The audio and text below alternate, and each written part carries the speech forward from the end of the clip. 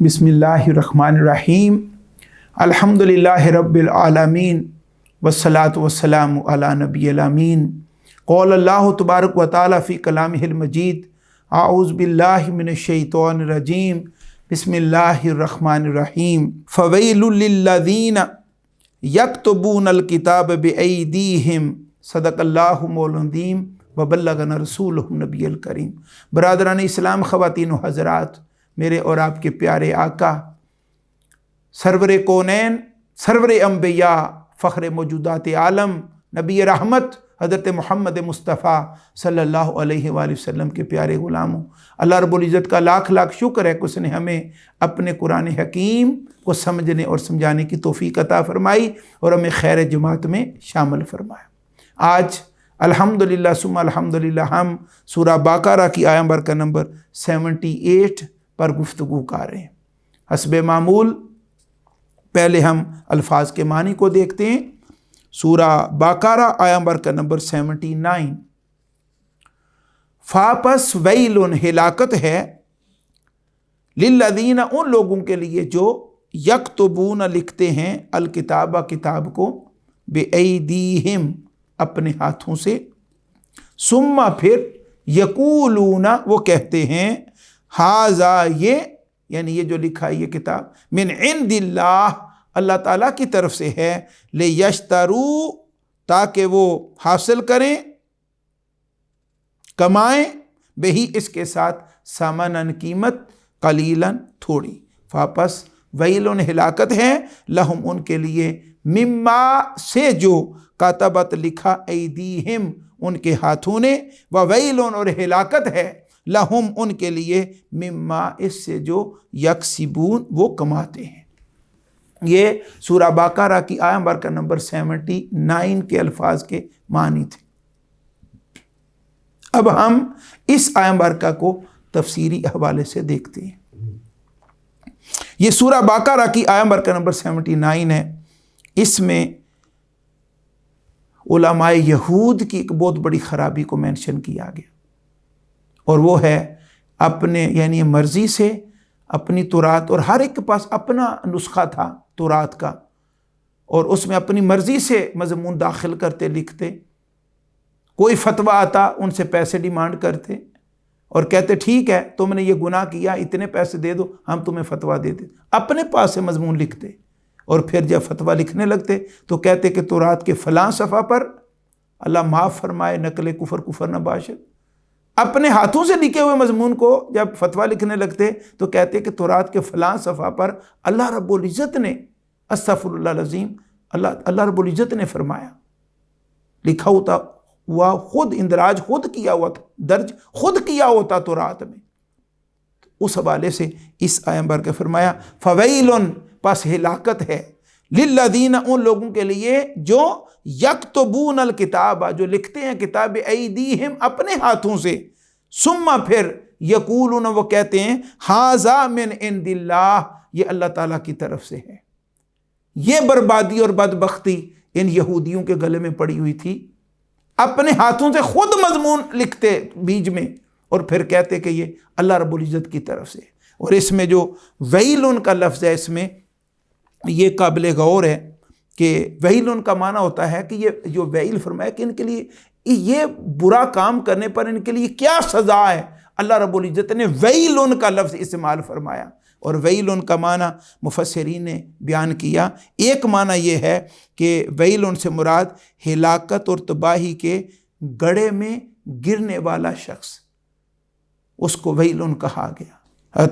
अब्दुल्ला बिन अब्बास रज़ियल्लाहु तआला अन्हु फरमाते हैं कि इसका मतलब यानी वैलुन का मतलब है अजाब की शिद्दत और सख्ती। और सईद बिन मुसय्यब रज़ियल्लाहु तआला फरमाते हैं ये एक जहन्नम की वादी का नाम है। वैलुन है ऐसे लोगों के लिए कि यानी जहन्नम के एक वादी ऐसे लोगों के लिए बुरा फेल करते हैं। और इसमें यानी जहन्नम की वादी का नाम है, अगर उसमें पहाड़ भी डाले जाएं तो वो भी उसकी गर्मी और शिद्दत से पिघल कर रेज़ा रेज़ा हो जाएं। इस तरह की वादी है वैलुन, जो इन ये बुरा काम करने वालों के लिए, इस तरह का बुरा काम करने वालों के लिए होगी।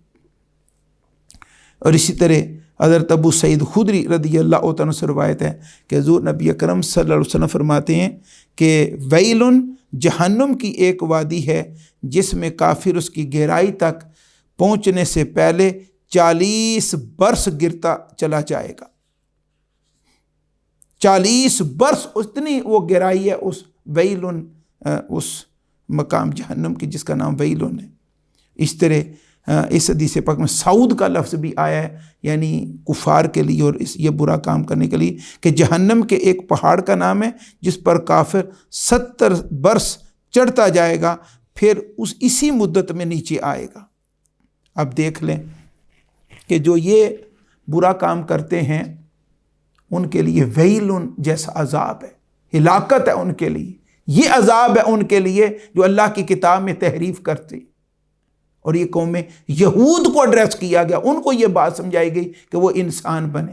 اور اس بدبختی سے باز آئیں، جو حق اللہ رب العزت نے عطا کیا ہے تورات کی صورت میں اسی کو بیان کریں اور اسی کو سمجھیں اور اسی پر عمل کریں۔ اور اس کے ساتھ پھر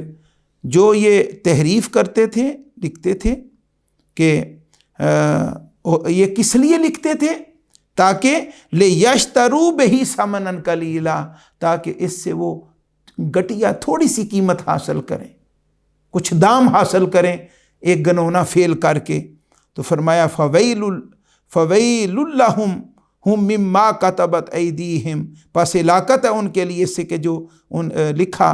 ان کے ہاتھوں نے، اور وَوَيْلٌ لَهُمْ مِمَّا يَكْسِبُونَ، اور ہلاکت ہے ان کے لیے کہ جو وہ کسب کرتے ہیں۔ یعنی اللہ رب العزت نے کنڈیم کیا، مسترد کیا، ناپسند کیا ان کے اس فعل کو اس آیہ مبارکہ میں۔ اور اس میں جو مین تو لکھنے کا جو موضوع ان کا تھا، ایک تو وہ اللہ تعالیٰ کے احکامات میں تبدیلی تھی، اس پر پیسے لیتے تھے۔ دوسرا کہ چونکہ ان نے بہت بڑے طبقے کو، جیسے پچھلی آیہ مبارکہ میں آیا کہ ان پڑھ رکھا ہوا تھا اور ان کا اپنے حساب سے ایک ذہن بنا رکھا تھا، جب حضور علیہ السلام مدینہ پاک میں تشریف لے آئے تو ان کو خطرہ لاحق ہوا، ان یہودیوں کو، ان وڈیروں کو، کہ جن لوگوں کے مال ہم ناحق کھا رہے ہیں، رشوتیں لے رہے ہیں اور اپنی مرضی کے فتوے جاری کر کے مال کما رہے ہیں، حضور علیہ السلام کو اگر یہ مان لیتے ہیں اور ایمان لے آتے ہیں تو ہمارے یہ بدبختی کے سارے دروازے بند ہو جائیں گے۔ تو انہوں نے حضور علیہ السلام کی شانوں میں بھی تحریف کی، اور اس حوالے سے مفسرین اور خاص طور پہ تفسیر مظہری میں جو بیان ہوا کہ یہودی علماء کو اپنی آمدنیوں